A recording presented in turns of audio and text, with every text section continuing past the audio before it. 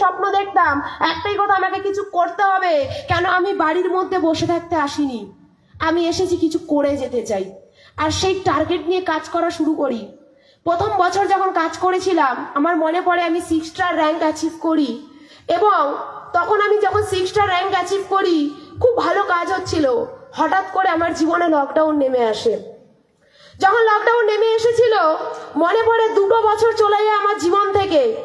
এবং ঠিক 2021 সালের কথা বলছি, যখন 2021 সালে আমার বাড়িতে আমার একজন আত্মীয়, আমার নিজের পরিবারে মারা যায়, আমি বাড়িতে গেছিলাম। এবং যখন বাড়িতে গেছিলাম, আমার বাড়িতে সবাই ডেকে বলছিল, কিছু আত্মীয়, পরিবেশের পাশাপাশি আত্মীয় পরিবার থাকে না, কিছু বন্ধু বান্ধব থাকে না, আমাকে বাড়িতে এসে বলেছিল। কি বলেছিল শুনতে চান? শুনতে চান? আমি না শুনতে পেলে বলবো না, বলবো না। বাড়িতে এসে আমাকে বাড়ি বয়ে নেগেটিভ দিয়েছিল। যখন 2 বছরে কিছু করতে পারিনি, একটা কথা বাড়িতে এসে বলে গেছিল, কি রে তুই কি কাজ করছিস, ওসব কোম্পানির থেকে হবে না, তোকে বলেছিলাম, তুই কোম্পানিটাকে ছাড়লি না, ওসব হয়।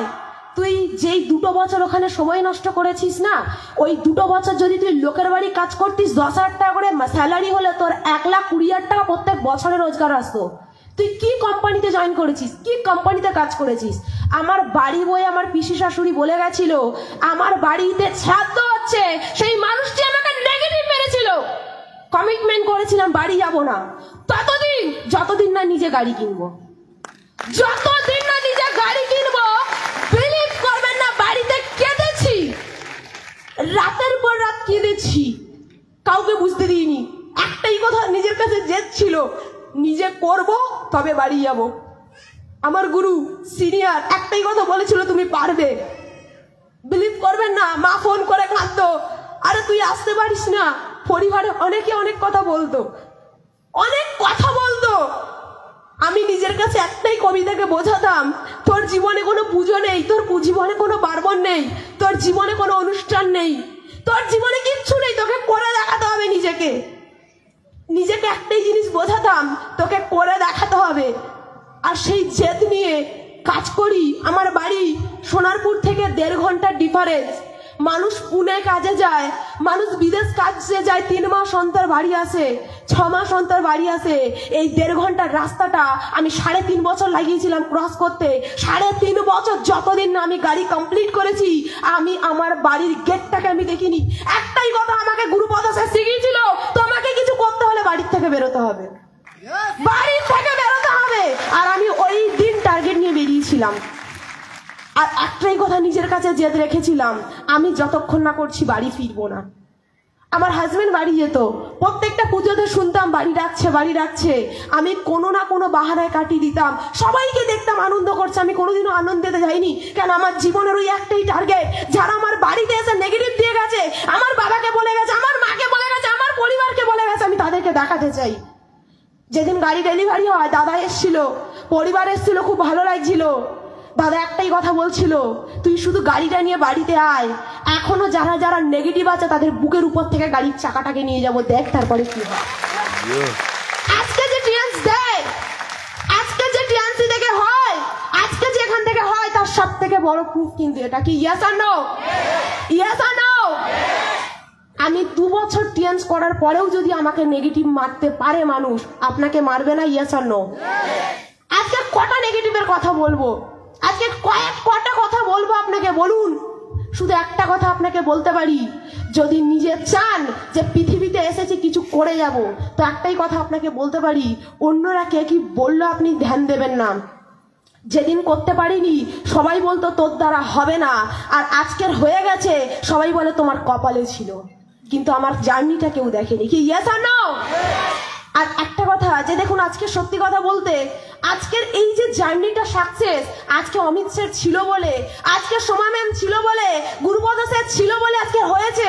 এবং একটা মানুষের কথা আজকে আমি ওপেন স্টেজ বলতে চাই, কেন আমি অনেক আজকে ম্যাক্সিমাম দিন, কোনো সময় রাত 12টা, কোনো সময় রাত 1টা, কোনো দিন রাত 2টোর সময় বাড়ি ঢুকেছি। আর যেই মানুষটি আমাকে সবসময় স্বাধীন দিয়ে রেখেছিল, সব সময় আমাকে বলেছে ঠিক আছে এগিয়ে যা, কোনোদিনও কোনো প্রতিবাদ করেনি, উনি আর কেউ নয়, আমার হাজবেন্ড। বিলিভ করবেন না, আমি হয়তো অনেকেই বলি যে আমি ভাগ্য করে হাজবেন্ড পেয়েছি, কেন উনি আমাকে কোনোদিন প্রতিবাদ করেনি, কোনোদিন আমাকে সন্দেহ করেনি যে রাত 12টা পর্যন্ত বাইরে কি করছিল। একটাই কথা সবসময় বলেছে আমাদেরকে করে দেখাতে হবে, আর কলকাতায় এসেছি মানে কিছু করতে হবে। কি চাই তো? চাই তো? টিয়ান্স থেকে হয় তো? আজকে আমার মতো মেয়ে যদি করতে পারে, আপনারা পারবেন? পারবেন? বিশ্বাস আপনাকে, ভরসা আপনাকে করতে হবে। কেন এই যে ছবিটা দেখছেন না, যখন টিয়ান্স শুরু করেছিলাম আমার মনে পড়ে অমিত স্যার আমার বাড়িতে গেছিল, একটা চেয়ার ছিল না বাড়িতে, লোকের বাড়ির থেকে চেয়ার ধার করে এনে বসতে দিয়েছিলাম। খাওয়ানোর মতো তেমন কিছু ছিল না, মাটির দেয়াল, বাঁশের মাচার উপরে বসানোর মতো ক্ষমতা ছিল না। কেন ওই দিন মনে পড়ে, সেদিন স্যার আমার বাড়িতে বসে বলেছিল কবিতা তুমি পারবে। অনেক মানুষ আমাকে ছেড়ে চলে গেছে, অনেক মানুষ এসেছে চলে গেছে, আমি তাদেরকে পড়াও করিনি। আজকের এমনও সিচুয়েশন গেছে, আজকে তারা বলে গেছে এখান থেকে হবে না। আজকে স্টেজে অনেক টিম মেম্বার আমার উঠেছে, তাদেরকে ধরে ধরে বলেছে কবিতার হয়ে যাবে, তোমাদের হবে না। আর আমি সেই মানুষগুলোকে একটা কথা বলতে চাই, সিস্টেম সবার জন্য এক, যদি তুমি চাও তুমিও পারবে। কে পারলো দেখে লাভ নেই, তোমাকে নিজেকে চাইতে হবে। কি yes or no? Yes or no? তার জন্য নিজেকে করতে হবে। তো প্রত্যেককে বলবো মন দিয়ে কাজ করুন, প্রত্যেককে বলবো এগিয়ে চলুন। আর থ্যাংক ইউ লাস্ট আমি জানাতে চাই মিস্টার লি জিন ওয়ান। বিলিভ করবেন না, যিনি না থাকলে হয়তো এই জায়গাটা আমার হতো না, যিনি না থাকলে এই জায়গায় আমি আসতে পারতাম না। মিস্টার লি জিন ওয়ান উনি আমাকে সুযোগ দিয়েছিলেন, আমি কোম্পানি কার অ্যাচিভার, কোম্পানি আমাকে কার অ্যাওয়ার্ড দিয়েছে। কি ইয়েস অর নো? দেয় তো কোম্পানি? পালিয়ে যাবে? চিটিং বাজি করেনি তো? দিয়েছে তো? হবে, শুধু চাইতে হবে আপনাকে। চাই তো? Thank you. তো চলুন লাস্ট এই সুযোগে, যেহেতু আমার হাজব্যান্ড আছে, আমি চাই উনি জাস্ট একটা মিনিট উনার ফিলিংস, কেন সত্যি কথা বলতে খুবই ভালো লাগছে। সেদিন মনে কর আমার শাশুড়িকে জিজ্ঞাসা করছিলাম কি গো কেমন লাগছে, কিছু বলতে পারছে না। কেন ওই শাশুড়ি একদিন বলেছিল, কি বলেছিল জানেন? ম্যাডাম হতে গেছে, ম্যাডাম হবে। আর ওই দিন এসির গাড়ির পিছনে বসিয়ে বলছিলাম কি গো কেমন লাগছে, বলে ভালো। এটুকুই বলেছে, বলে ভালো, খারাপ বলছি না। কিন্তু আজকে সত্যি ওই মানুষটি ওই দিন নেগেটিভ দিয়েছিল বলে আমার মধ্যে জ্বালাটা তৈরি হয়েছিল। জ্বালা তো তৈরি না হতো না যদি না ওনারা নেগেটিভটা মারতো। কি তো চলুন।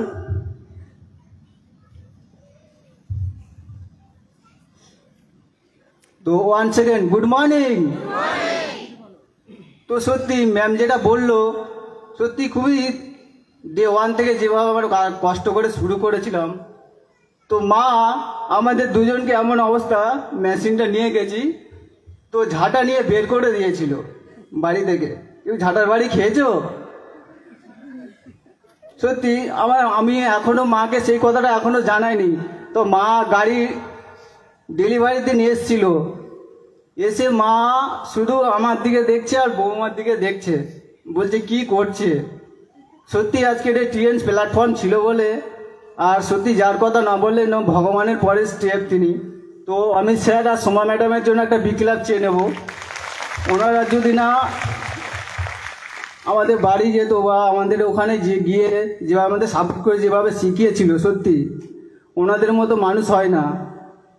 হয়তো ওনাদের আমাদের সাথে কোনো রক্তের সম্পর্ক নেই, কিন্তু আজকের এমন একটা জায়গা করিয়ে দিয়েছে না, আমরা যতদিন বেঁচে থাকবো ওনাদেরকে আমরা ভুলতেই পারবো না। একদম বলতে পারলে ভগবানের পরের স্টেপ। সত্যি আর যারা নেগেটিভ দেয় না আমাকেও, আমার ওয়াইফ তো যায় না, আমি বাড়ি যাই, অনেকে বলে কি ভাইপো কি কাজ করো, আমি বলি কি কাকা কি করবো, আর একটা ছোটোখাটো কাজ করি, এটা ব্যবসা করি। বলছে বৌমা কি করে? ওরা জানে যে বৌমা লোকের বাড়িতে কাজ করে, বলছে যে বৌমা লোকের বাড়িতে কাজ করে আর তুমি এই কাজ করছো। আমি বলি হ্যাঁ কী করবো, আর আমি যখন যেটাই করি, ঠিক আছে। তো এবার ফেসবুকে দেখে, বলছে এরকম ব্যাপার, থাইল্যান্ড যাচ্ছে, দুবাই যাচ্ছে, কি করে এটা কি? আমি কী করে? তোমাকে তো এক সময় বলেছিলাম যে কাকু আমি কাজটা বুঝতে পারছি না, একটা অচেনা মানুষ আমাকে বলেছিল যে কাকু আমি কাজটা বুঝতে পারছি না, তুমি একটু, তোমাকে বলেছিলাম তুমি চলো, কি বলেছিলে সেই কথা মনে পড়ছে? বলছে বাবু হ্যাঁ সে তো মনে পড়ছে। তাহলে আর তুমি আমাকে এখন বলছো বৌমা কোথায় যাচ্ছে? বৌমাকে লোকের বাড়ি কাজ করে কি তাহলে দুবাই যাচ্ছে, থাইল্যান্ড যাচ্ছে?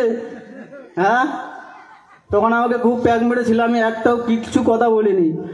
আমি সময় আসুক, সময় আসলে সবাই যখন গাড়ির চাকা যখন যাবে না পাহাড় রোডের উপর থেকে তখন ঘুরতে পারবে, সেই অপেক্ষায় আমি ছিলাম, আমরা দুজনেই ছিলাম। তো সত্যি আজকে ট্রেন প্ল্যাটফর্ম ছিল বলে এরকম একটা জায়গা, যারা সত্যি মন থেকে সিনিয়রকে যারা বিশ্বাস করে শক্ত করে হাত ধরে কাজটাকে শুরু করতে পারবে, আজকের কিন্তু প্রত্যেকের লাইফ কিন্তু একটা সুন্দর একটা জায়গায় যেতে পারবে। সত্যি আমি ভাবতে পারছি না যে আমাদের গাড়ি আজকের একটা সাধারণ পরিবারের একটা ছেলে বা একটা বউ, সত্যি আজকে ভাবতে একটা অবিশ্বাস্য। এখনো আমাদের গ্রামের মানুষগুলো এখনো সালা নেগেটিভ, আর গাড়ি নিয়েও বলবে যে গাড়ি নিয়েছে বলে অন্য চিটিংবাজি কাজ করে নিয়েছে, এখনো বোঝে না। সত্যি এইগুলো মুখ থেকে বেরিয়ে যায়, বলতে ইচ্ছা হয় না, তবুও বেরিয়ে যায় সত্যি। তো যেহেতু টাইম খুব শর্ট,